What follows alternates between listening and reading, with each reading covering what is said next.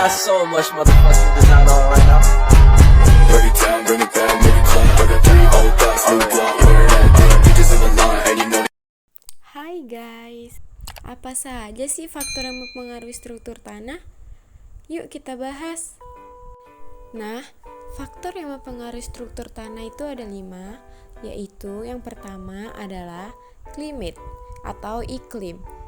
Dan yang kedua yaitu soil organic matter atau bahan organik tanah. Dan yang ketiga yaitu soil organism atau organisme tanah. Dan yang keempat adalah tillage atau pengolahan tanah.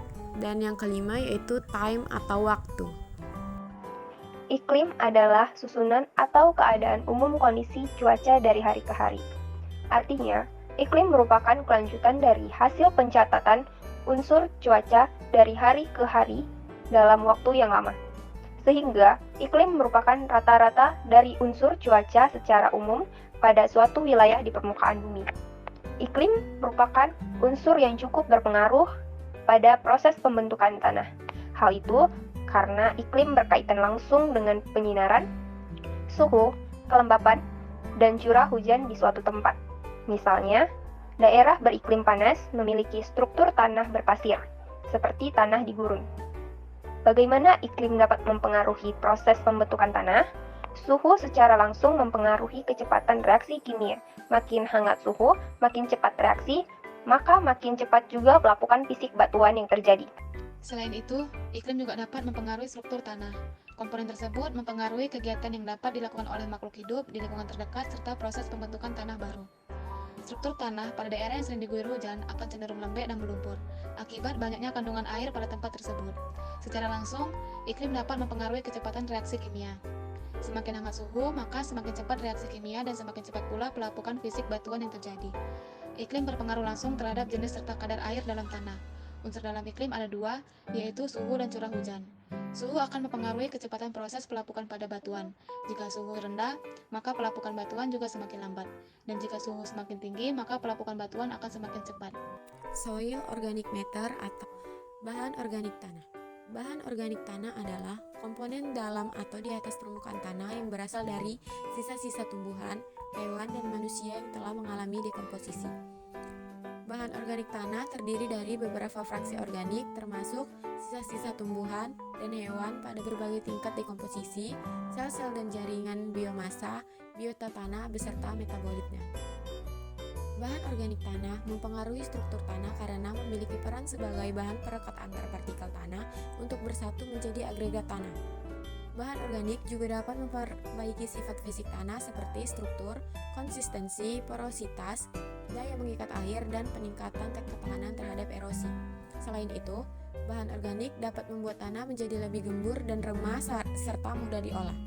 Berikut adalah beberapa fungsi penting bahan organik dalam mempengaruhi struktur tanah, yaitu mengurangi erosi, meningkatkan kegiatan jasad mikro di dalam tanah, menetralkan racun Al dan Fe, menahan hara tanaman menjadi bentuk yang tidak larut dan tidak mudah tercuci oleh air hujan, meningkatkan pH tanah, meningkatkan pori total tanah, dan menurunkan berat volume tanah.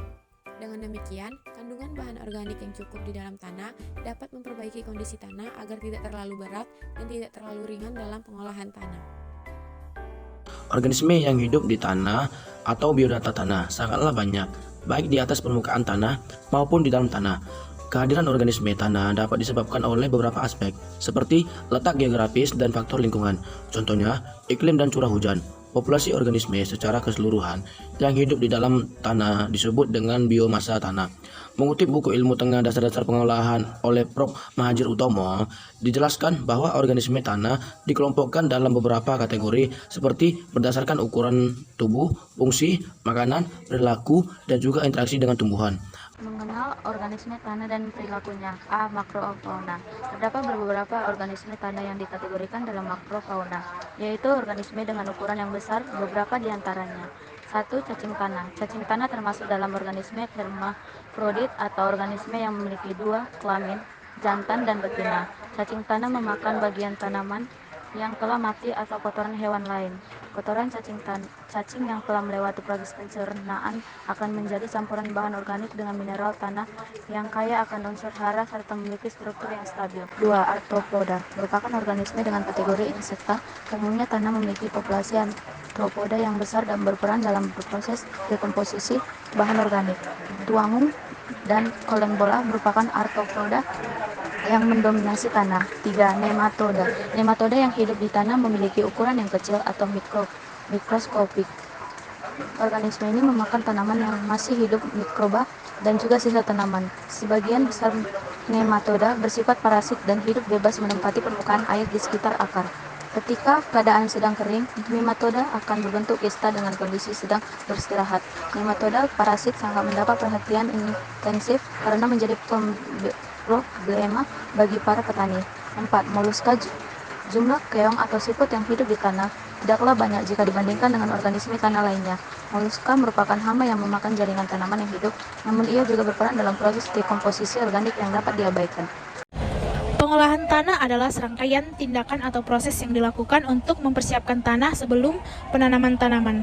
Tujuannya adalah untuk meningkatkan kesuburan tanah, memperbaiki struktur tanah, menghilangkan gulma, dan menciptakan kondisi yang optimal bagi tanaman agar dapat tumbuh dengan baik.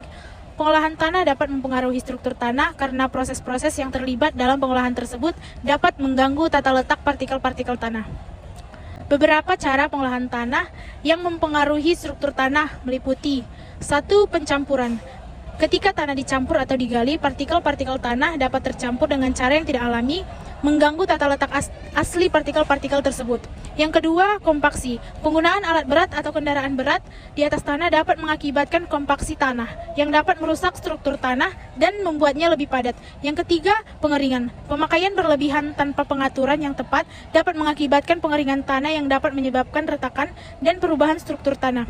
Yang keempat, pencampuran bahan organik. Pencampuran bahan organik seperti kompos atau pupuk hijau dalam tanah dapat meningkatkan kandungan bahan organik dan mempengaruhi struktur tanah dengan meningkatkan sifat agregasi dan porositasnya. Yang kelima, penggunaan alat tanah. Jenis alat yang digunakan dalam pengolahan tanah seperti cangkul atau traktor dapat memiliki dampak yang berbeda pada struktur tanah tergantung pada cara penggunaannya. Faktor pengolahan tanah mempengaruhi struktur tanah karena proses pengolahan tanah dapat mengubah komposisi fisik, kimia, dan biologi tanah.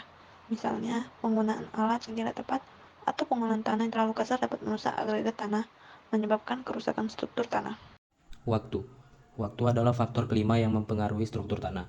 Tanah terbentuk dari pelapukan batuan baik secara fisik dan kimia.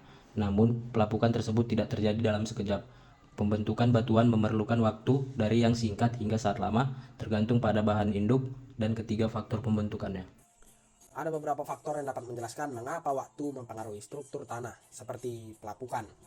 Pelapukan merupakan salah satu proses utama yang dipengaruhi oleh waktu adalah pelapukan. Proses pelapukan ini secara bertahap memecah batuan menjadi fragmen-fragmen yang lebih kecil, menghasilkan tanah. Semakin lama batuan terpapar oleh pelapukan, semakin besar pengaruhnya terhadap struktur dan komposisi tanah. Selanjutnya ada akumulasi bahan organik.